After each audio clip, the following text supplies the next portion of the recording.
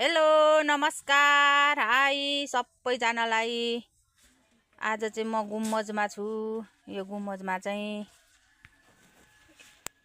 यो बिरुवा चाहिँ सुन्तोलाको बिजु उमारेको हो। यसलाई चाहिँ पछि ग्राफ्टिङ गर्नको लागि यसलाई चाहिँ ठुलो भएपछि ग्राफ्टिङ गर्ने हो। यो चाहिँ ग्राफ्टिङ गरिसकेको हो। यसपालि यसलाई चाहिँ गुम्मजमा राखेर हावा नछिर्ने गरीले मजाले राखेको छु हामीहरूले। यसरी हेर्नु है साथी, यसरी ठ्याप्पै यहाँ चाहिँ हामी छिर्ने ठाउँ राखेर यसलाई चाहिँ गुम्मजमा राखेको छौँ।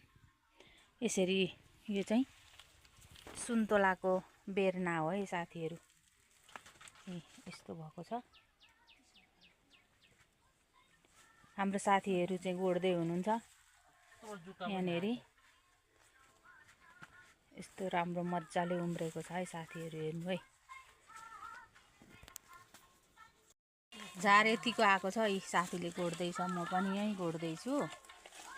यस्तो छ है साथीहरू हाम्रो चाहिँ। यो चाहिँ ग्राफ्टिङ गरेको सुन्तोला हो। तपाईँहरूलाई बिरुवा चाहिन्छ भने सम्पर्क गर्नु होला है साथीहरू। यो चाहिँ 3 पाते काँडा हो। यो सुन्तोला गाँसेको हो। यहाँ सक्षम नभएर यसलाई चाहिँ यही हुर्किन लगाएर पछि यसमा फेरि ग्राफ्टिङ गर्न मिल्छ अनि यसलाई मार्न हुँदैन।